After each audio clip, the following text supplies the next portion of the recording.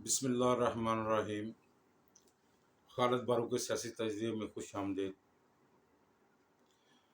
جو کل کی سب سے بڑی ڈیولپمنٹ ہوئی ہے پاکستان میں، وہ ہوئی ہے پارلیمنٹ میں جو ان کیمرہ اجلاس بلایا گیا۔ وہاں بہت اچھی تقریریں ہوئیں۔ سب سے اچھی تقریر جو تھی وہاں پہ وہ chief of army staff Asim Munir صاحب کی تھی۔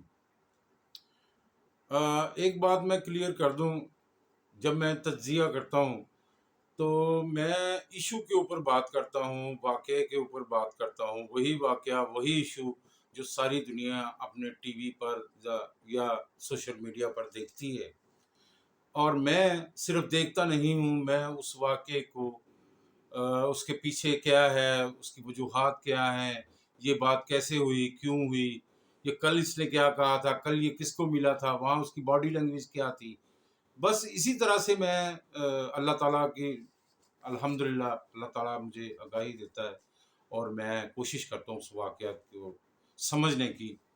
تو جب میں واقعہ یا ایشو پہ بات کرتا ہوں تو اس میں میری سیاسی وابستگی یا میرا دلی ہمدردی یا وہ ساری چیزیں نہیں ہوتی۔ اس وقت میں صرف ایشو پہ بات کرتا ہوں اور کوشش کرتا ہوں کہ غیر جانبدارانہ تجزیہ جو ہے نا وہ میں کروں، اس میں میری کوئی ذاتی لالچ نہیں ہونا چاہیے، یہ میری کوشش ہوتی ہے۔ تو ہم بات کر رہے تھے جنرل عاصم منیر صاحب کی تقریر کی، جس میں انہوں نے کہا کہ پاکستان کی گریجویٹی جو ہے وہ پاکستانی عوام ہیں، اور پارلیمنٹ عوام کا براہ راست منتخب ادارہ ہے اور یہی سپریم ہے۔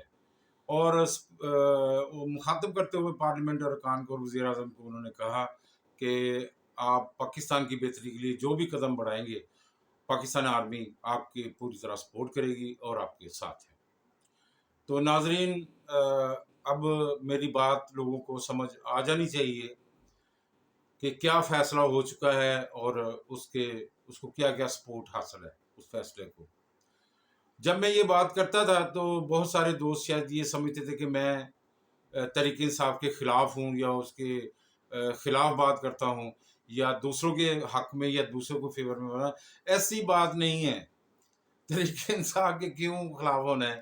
میں اس پارٹی کا رکن رہا ہوں، میں اس پارٹی کے ذریعے وائس پریزیڈنٹ آف سمناباد ٹاؤن رہا ہوں، اور میری 12 سال کی ان کے ساتھ سیاسی جدوجہد ہے۔ تو تحریک انصاف کے خلاف ہو سکتا ہوں۔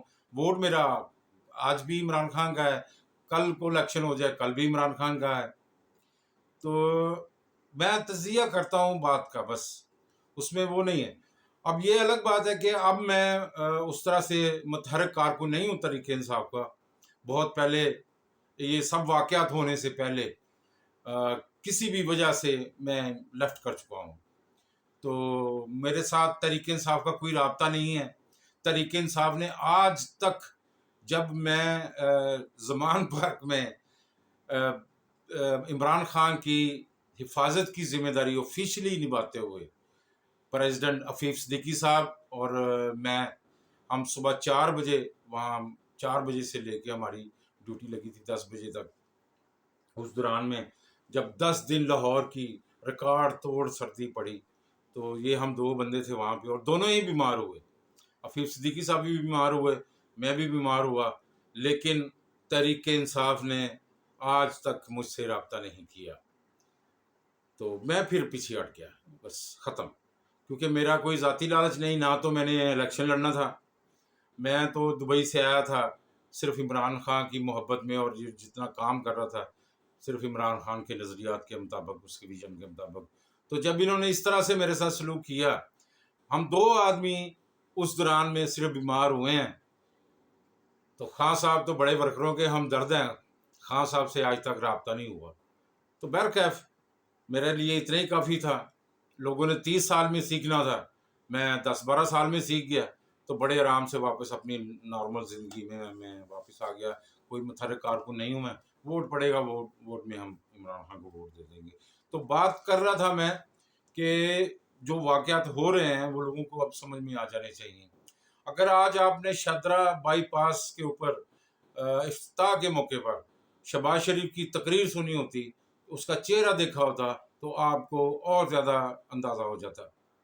آج اس کا چہرہ یوں چمک رہا تھا، یوں دمک رہا تھا کہ کیا بات ہے، اور اعتماد باتوں کے اندر ایسے کانفیڈنس فل افسروں کو کھڑا کر کر کے اس نے وارننگیں دی ہیں کہ یہ 8 مہینے میں نہیں، یہ 3 مہینے میں یہ بنے گا، یہ ہوگا وہ ہوگا.